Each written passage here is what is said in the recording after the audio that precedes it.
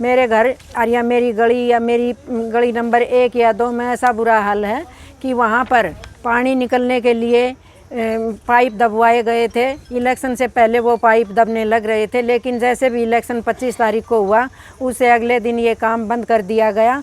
हमारे गलियों में ऐसा बुरा हाल है कि हम अपने घर से बाहर नहीं निकल सकते। जैसे ही बच्चे बाहर निकलते हैं तो फिसल कर पानी में पड़ने लग रहे हैं, क्योंकि हमारे सीवर टूटे हुए हैं और हमारा सीवर और पानी दोनों मिले हुए हैं।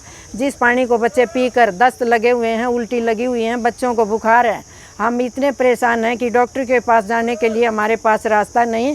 जैसे ही निकलते हैं तो हमारे पास में एक फौजी बहुत ही बूढ़ा था, वो जैसे ही निकला तो वो ऐसा फिसल गया, उसकी कुल्ली में फ्रैक्चर हो गया। उसको डॉक्टर के पास लेके गए हुए हैं।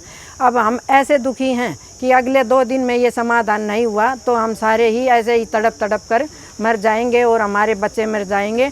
हम प्रशासन का क्या करेंगे इसके बाद? प्रशासन से हमारा हाथ जोड़कर निवेदन है कि हमारे इस काम को 2 दिन के अंदर करें। यदि बारिश आ गई तो हमारी पूरी की पूरी कॉलोनी तबाह हो जाएगी और हम बिल्कुल जैसे भी जन्मे थे ऐसे ही तड़प कर मर जाएंगे। आज आप नवीन जैन के पास हम आज नवीन जैन जी के पास इसलिए आए कि हम 4-5 जगह जाए आए, वहाँ हमारी सुनाई नहीं हो पाई। किसी ने आज का नाम लिया, किसी ने कल का लिया। कभी कमेटी में गए, कभी किसी के पास गए, विधायकों के पास भी जाए आए, लेकिन कोई सुनाई नहीं हुई। अब हम नवीन जैन जी के पास आए हैं। ये बड़े अच्छे आदमी हैं, हमारे नेताओं से भी बढ़कर ये कार्य करते हैं। हमारी उम्मीद है कि हमारे साथ मिलकर हमारे इस कार्य को पूरा करवाएंगे और हमारी निवेदन है प्रशासन से भी इस कार्य को अगले 2 दिन में जल्दी से जल्दी करवाएं। यदि बारिश आ गई तो हमारी पूरी की पूरी कॉलोनी तबाह हो जाएगी। जब सीवर लाइन एक गली नंबर 1 और 2 में डली गई है, वो सारे सीवर जाम पड़े हैं, सीवर रोक दिए गए हैं और पीने का पानी नहीं है और उसमें बदबू आती है। ठीक है जी, कोई काम नहीं हो रहा। पीने के पानी की और ये पिछले 25 तारीख के बाद आने लगी है जी। जब लाइन सीवर काट दिए हैं उन्होंने, बंद कर दिए 2 सब गलियों के, पानी निकलने का रास्ता नहीं है। तो नहीं हो रहे आप किसी राजनीति का शिकार तो नहीं हो रहे कि 25 तारीख के बाद? राजनीति को तो मैं ये कह रहा हूँ, अभी विधानसभा के इलेक्शन बाकी हैं।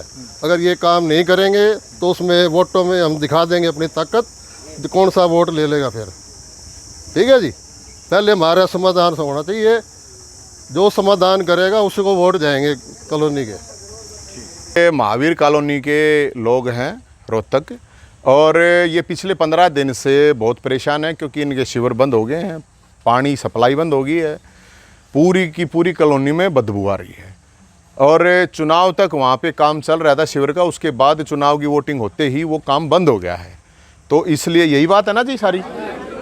और ये सारे के सारे जो लोग हैं, इनके जो घर हैं, उन घरों में भी दरार आ गई है, बदबू आ रही है। और जो वहाँ बच्चे हैं, क्योंकि जो पीने का पानी मिल रहा है वो बच्चे वही पानी पी रहे हैं और वो बीमार हो रहे हैं। गली टूटी पड़ी है, शिवर, क्योंकि ये मैं आपको एक बार दिखा देता हूँ कि ये जो आप देखोगे ये गलियों का हाल है। ये मेरे पास ये फ़ोटो लेके आए हैं, ये हाल है, ये देखिए आप, ये हाल है, ये रोहतक की बात है। और ये इन्होंने एप्लीकेशन भी दी थी और ये प्रशासनिक अधिकारियों के पास, और इन्होंने अब कंप्लेंट भी लगाई थी, लेकिन उसके बावजूद भी कोई समाधान नहीं हुआ है। तो अभी हमारी डीसी साहब से बात हुई है तो उन्होंने कहा कि भाई सोमवार तक हम इस चीज़ का समाधान करेंगे।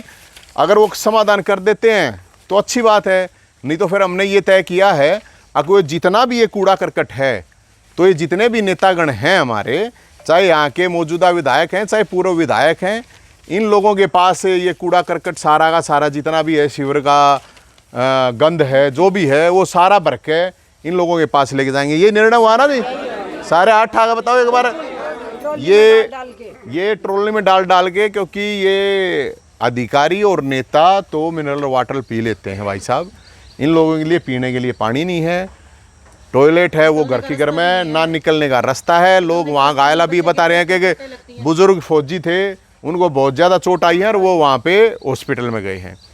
तो प्रशासन से, शासन से मेरी ये रिक्वेस्ट है, अगर ये चुनाव हो चुका है तो जो लोग, और मुख्यमंत्री जी खासकर, उन्होंने, मैंने देखा था ये बयान पढ़ा था उनका, वो कह रहे थे कि भाई जिसकी भी जितनी गलियां या रोड वगैरह ख़राब हैं उनको हम तुरंत युद्ध स्तर पे काम करें। तो ये महावीर कॉलोनी है, रोहतक में, तो सबसे पहले एक बार यहाँ पे युद्ध स्तर पर काम करने की ज़रूरत है, क्योंकि इतनी गर्मी में ये यहाँ पे मेरे पास आने की ज़रूरत थी नहीं इनको। अगर इनकी समस्या का समाधान हो जाता, ये सब शासन प्रशासन के अधिकारी नेतागण सबके पास आ जा चुके हैं। आप डीसी साहब से अभी बात कर रहे थे, क्या बात? डीसी साहब ने ये कहा है, डीसी साहब से हमने अभी बात की थी, तो डीसी साहब ने ये कहा है अगर भाई हम डॉक्यूमेंट आप लोग भेज दीजिए, तो डॉक्यूमेंट उनको भी भेज देंगे। बाकी उन्होंने सोमवार को कहा कि भी सोमवार को एक बार ये समस्या लेके एक बार हमारे पास भेज देंगे, तो समाधान हो जाएगा तो ठीक है। हमने तो कोई उसमें कोई शौक है नहीं इस चीज़ का कि दोपहर में जाकर वहाँ पे नारे लाओगे, धरना प्रदर्शन करेंगे। हमारा काम है शासन प्रशासन के पास ये शिकायत समस्या पहुँचाना, समाधान करना उनके हाथ में है। अगर नहीं करेंगे तो फिर हमारे हाथ में तो और कुछ है नहीं। ट्रैक्टर है, ट्रेली है और उसमें कूड़ा है, करकट है, जो भी इनके बारने पड़ा है वो नेताओं के बारने पड़ जाएगा, अधिकारियों के बारने पड़ जाएगा।